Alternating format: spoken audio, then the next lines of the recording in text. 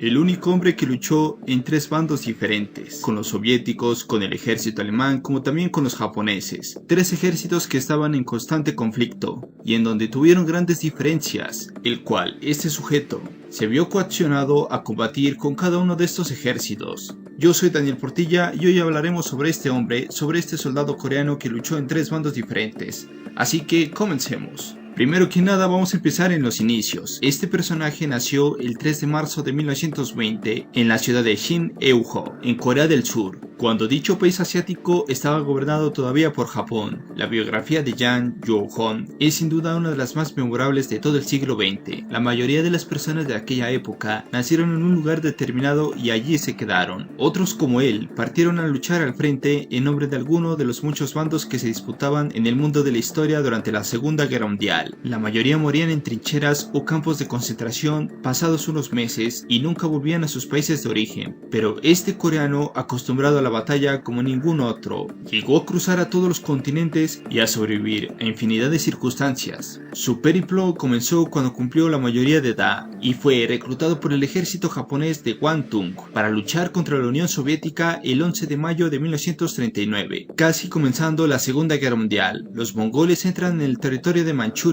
en busca de forraje para sus caballos y se encuentran con las fuerzas de caballería de Manchukuo, entre cuyas filas se encuentran Jong-hong, y en donde relata que fueron obligados a retroceder, pero al cabo de varios días y tras enviar más efectivos, los soviéticos finalmente se hacen con el territorio en la batalla de Hangil Hall y derrotan a los japoneses, quienes reconocían este acontecimiento por el nombre de Incidente de Nomonhan. En este momento es cuando el joven Jong-hong es por primera vez capturado y enviado a un campo de trabajos forzados, es decir el Gulag, los campos de concentración soviéticos de Stalin en Siberia. Pero apenas pasaría poco más de un año habitado en las duras condiciones de los Gulags siberianos, ya que en 1942 la Alemania nazi amplía sus pretensiones de controlar Europa del Este y emprende la guerra contra la Unión Soviética en lo que sería Stalingrado. Como los rusos necesitaban desesperadamente almas que llevar al ejército, mandan al coreano en un largo viaje desde las frías estepas siberianas del norte a luchar a territorio ucraniano, en lo que sería la batalla de Kharkov, donde es detenido por las fuerzas alemanas en 1943 por la tercera batalla de Kharkov, en donde los alemanes lanzan un gran contraataque y logran retroceder a los soviéticos, en donde los alemanes obtienen una gran victoria en 1943 después de la derrota de Stalingrado, en donde muchos soviéticos han estado entre la espada y la pared, en donde muchos se han rendido al ejército alemán. Después de la batalla de Kharkov en 1943, el joven coreano no puede volver debido a las órdenes de Stalin de ejecutar a todo soldado que deserte, o sea, capturado por los alemanes. Aquí decide alistarse en el bloque del Ostbataillon,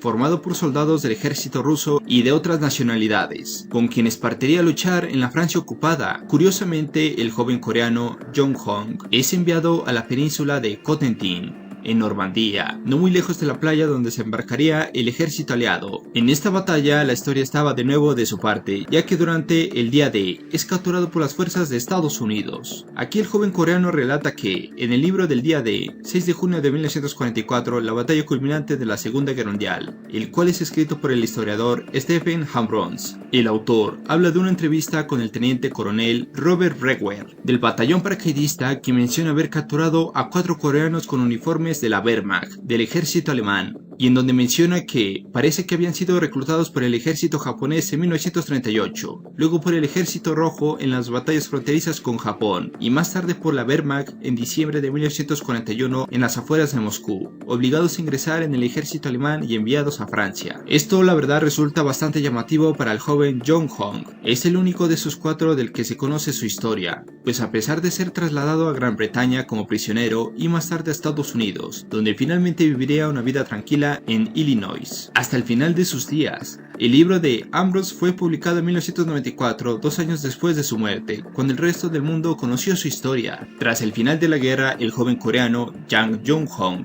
fue liberado y pudo regresar a su hogar en Corea. Sin embargo, poco se sabe sobre su vida después de la guerra, ya que no existe mucha documentación al respecto. Se cree que emigró a Estados Unidos en la década de 1950 y se estableció en Illinois, donde llevó una vida tranquila y alejada de los focos mediáticos. La historia de Jang Jong-hong es un ejemplo de resiliencia y adaptación en tiempos de guerra. Su capacidad para sobrevivir y luchar en 3 ejércitos diferentes es algo realmente excepcional y demuestra la increíble fortaleza del ser humano. Aunque su historia haya sido olvidada en gran medida, su legado perdura como un recordatorio de los horrores de la guerra y la capacidad de superación del ser humano, aunque su historia haya sido olvidada en gran medida. Y bueno, esto sería todo por hoy. En verdad espero que les haya gustado. Si les gustó, no olviden dejar su me gusta y suscribirse al canal para más contenido. En verdad espero que les haya gustado y nos vemos en el próximo video. Hasta la próxima.